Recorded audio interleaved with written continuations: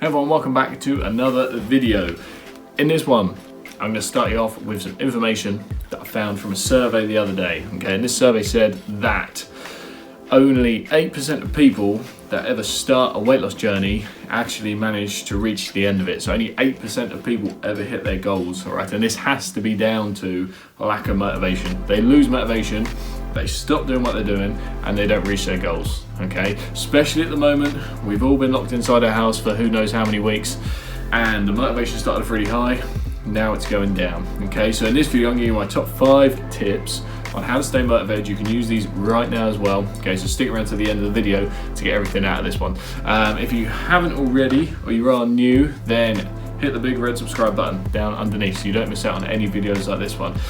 If you do enjoy it and you find it helpful, thumbs up would be great. If you have any other comments about anything by the end of the video, just pop them down underneath. Okay, once you know all that, then let's dive straight in with tip number 1.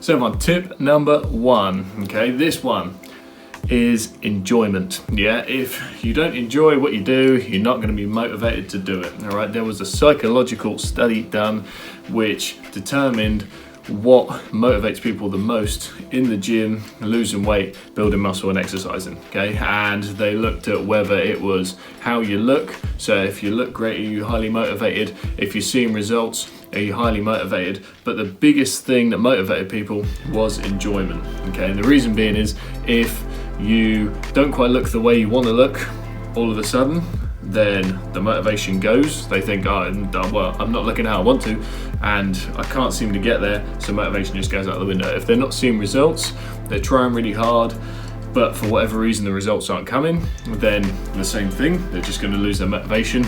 But if you're enjoying what you're doing, then you're gonna stay motivated. You're gonna do something that you actually enjoy. It doesn't matter whether you're not seeing results, doesn't matter whether you don't look how you want to, doesn't matter if things aren't progressing as quickly as you wanted them to, but if you enjoy it, then you're gonna keep doing it. You're gonna stay motivated. It's as simple as that.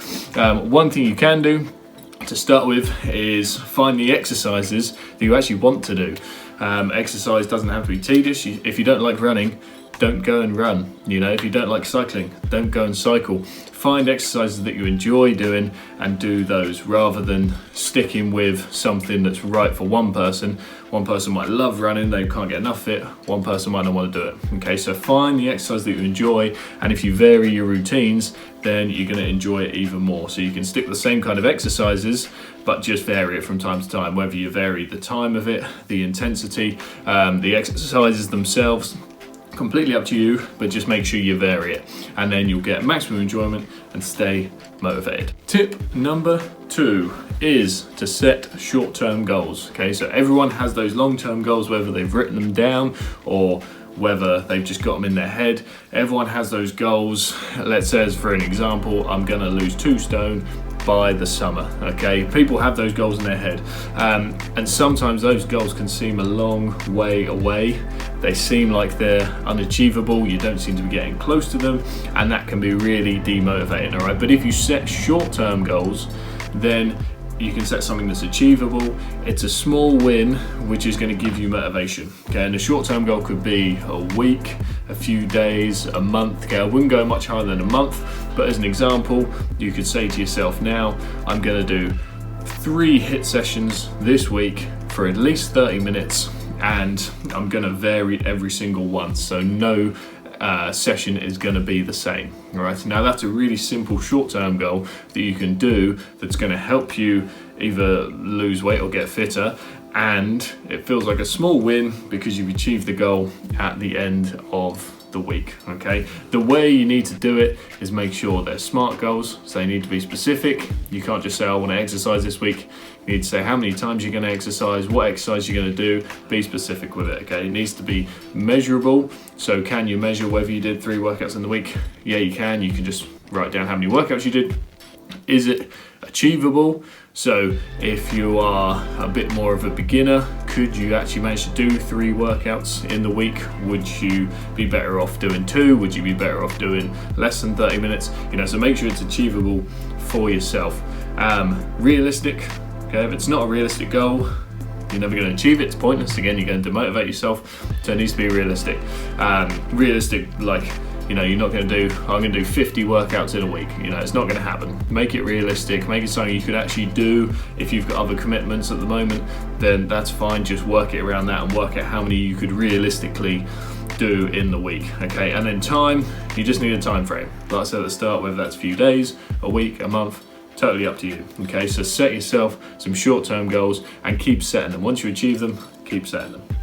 Tip number 3 is to not focus too much on where you're trying to get to in your long-term goal and focus on where you've come from. So look back on the progress that you've made. Okay, long-term goals, the clue's in the name, they are long-term. They take a long time to get to.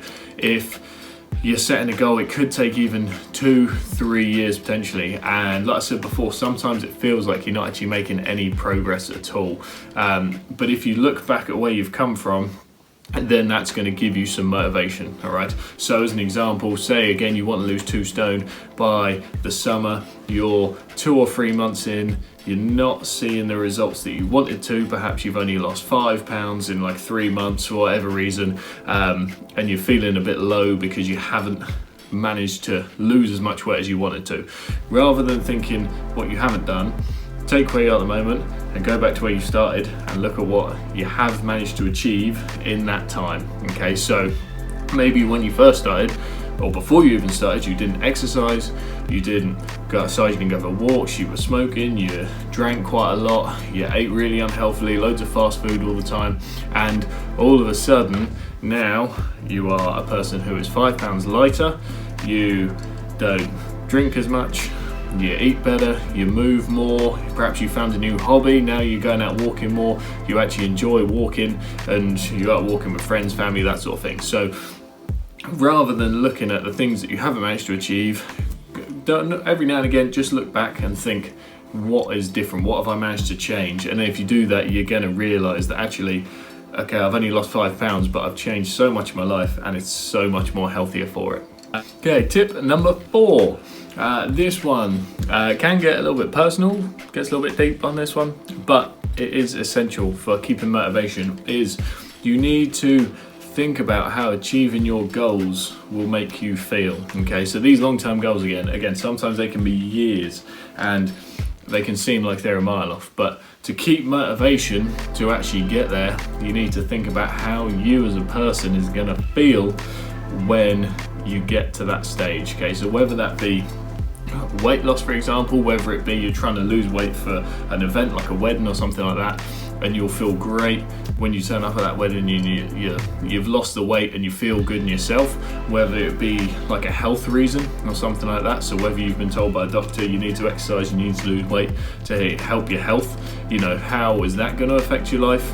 All these different things. So this one is quite personal, I'll leave it down to you, but just think about what your end-term goal is and think about how it's going to make you feel when you get there, inside and out. The final tip number 5, okay, is to create a plan. If you don't have a plan, you're not accountable.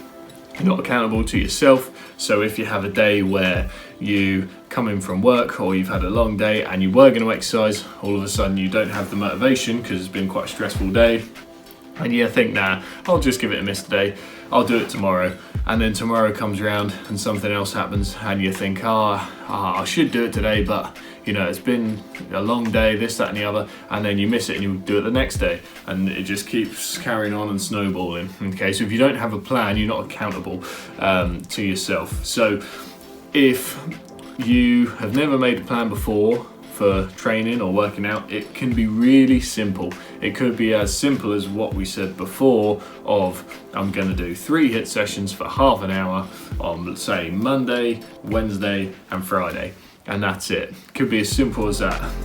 And then the next week you say, right, I'm going to do a HIIT session where I'm going to do 40 minutes Monday, Tuesday, Thursday, Friday. You know what I mean? You can just plan out the days.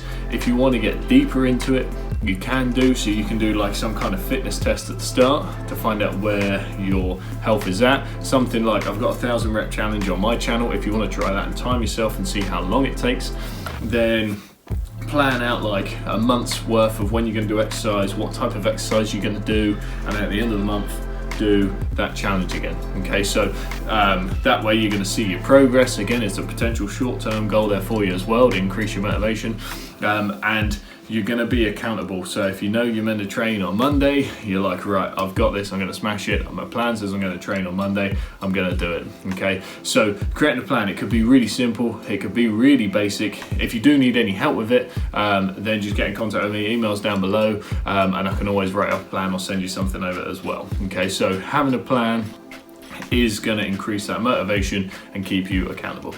And that's it for this video, guys. My top 5 tips on motivation. Hope you found it useful. If you did, then give it a thumbs up. Okay, if you haven't already, like I said at the start, then do make sure you subscribe before leaving the video. That way you're not going to miss out on any videos like this one or any workouts. There'll be more coming out next week. Okay, if you do have any other comments about anything to do with motivation, weight loss, exercise, anything like that, just pop them down in the comments below. I'll get back to you as soon as I can. Okay, but until the next one, guys, thank you very much for watching. See you then.